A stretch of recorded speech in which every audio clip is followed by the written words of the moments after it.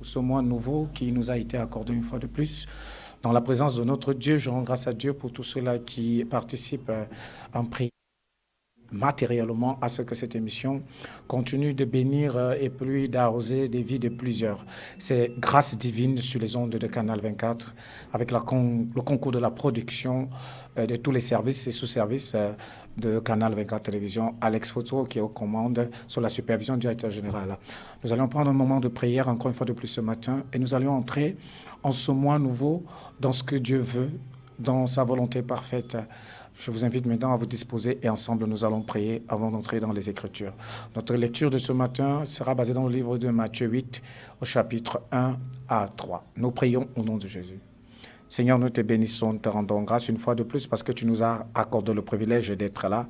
Tu as veillé sur nous tout le long de la semaine et du mois passé. Seigneur, tu t'es montré fidèle. Je te dis merci pour ces moyens que tu disposes encore par la technologie, sagesse humaine que tu as accordée à tous ceux-là, Père Céleste, qui sont passés par les règles et par, Père, ces études de tous ces éléments. Je te bénis parce que l'évangile actuellement peut être annoncé. Je te bénis pour ma propre vie et pour tous ceux-là qui vont nous écouter. Au nom puissant de Jésus-Christ, nous avons prié. Amen. Amen. Ce que Dieu veut. C'est très important de se poser la question à savoir ce que Dieu veut. Dans nos précédentes émissions, il était question de promesses divines. Nous avions tout le long du mois passé, celui de juillet, développé toute une série d'enseignements qui parlaient des promesses comme sous-ensemble conditionnel, bien sûr, de l'une, la plus grande, celle de la vie éternelle qui est inconditionnelle en Jésus-Christ. Nous avions tour à tout fêté du livre des Actes 2, versets 38 à 39, et nous sommes sortis par celui-là, celle-là, si vous préférez, de la guérison en Jésus-Christ par le livre de Jérémie 33 au verset 6 et de Jérémie 30 au verset 17. C'est pourquoi en ce mois, nous vivons un mois de bénédiction.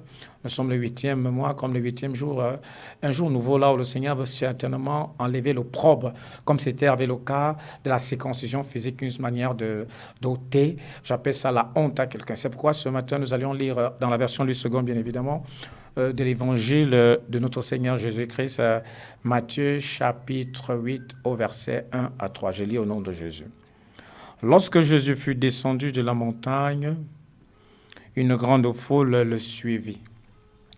Et voici un lépreux s'étant approché, se prosternant devant lui et dit, « Seigneur, si tu le veux, tu peux me rendre pur. » Jésus étendit la main, le toucha et dit, « Je le veux, sois pur. » Aussitôt, il fut purifié de sa lèpre.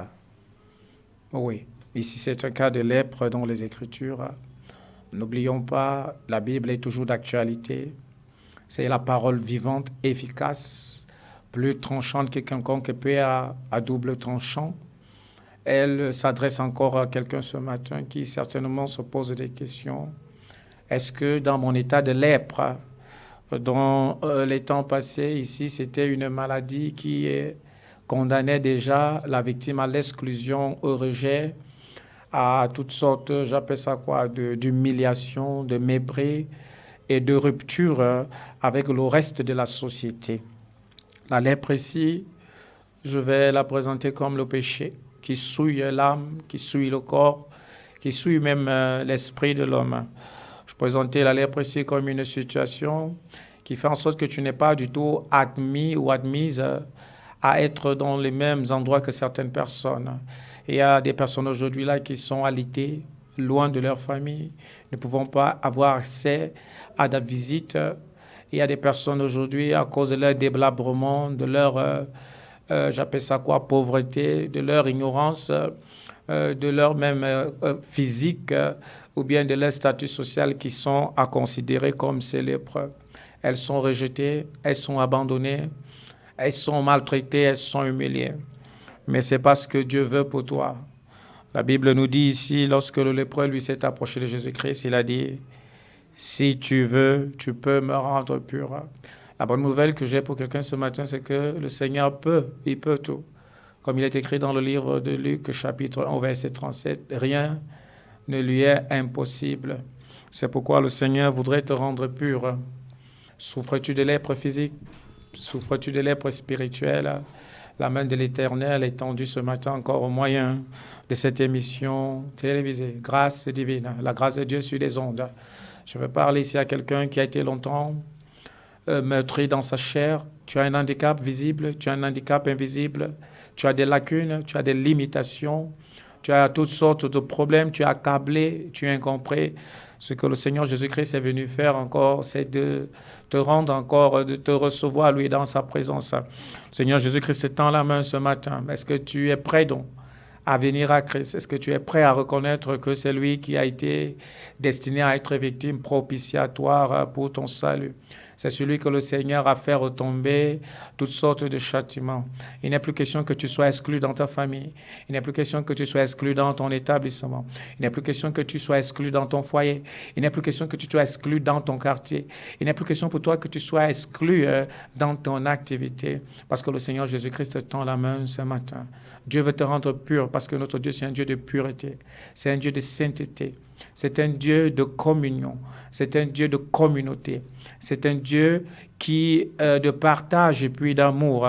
Oui, c'est pourquoi il est venu. Il n'est pas venu pour ceux-là qui se portent bien. Il n'est pas venu pour les justes, le Seigneur Jésus.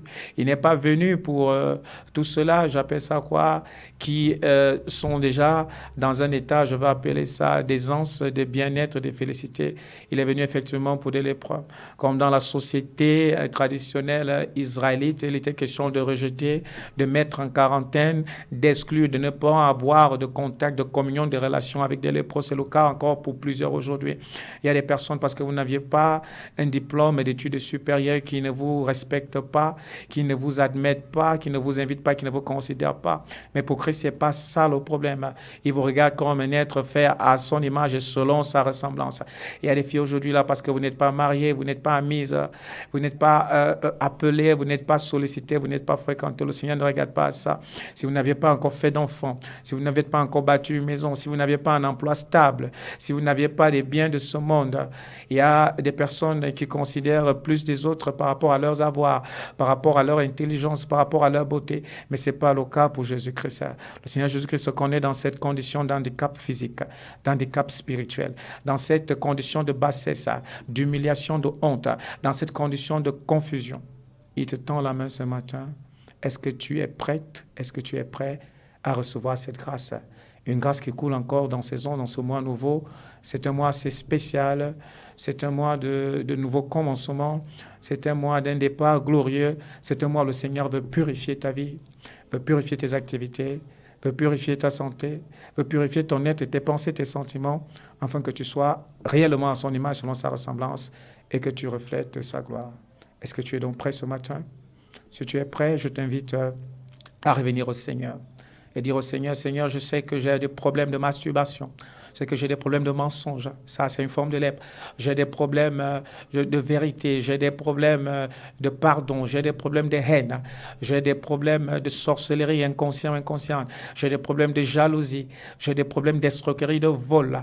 J'ai tout ce que Père, les hommes haïssent et rejettent, et tout ce que toi-même tu n'approuves pas. Mais je sais que toi, si tu le veux, tu peux me rendre pur. Est-ce que tu peux faire cette prière avec moi? Et si tu l'as faite, que le Seigneur te rende pur, qu'il te justifie, qu'il te sanctifie par le sang de ton Fils Jésus-Christ, et que son nom soit béni. Shalom, shalom, shalom.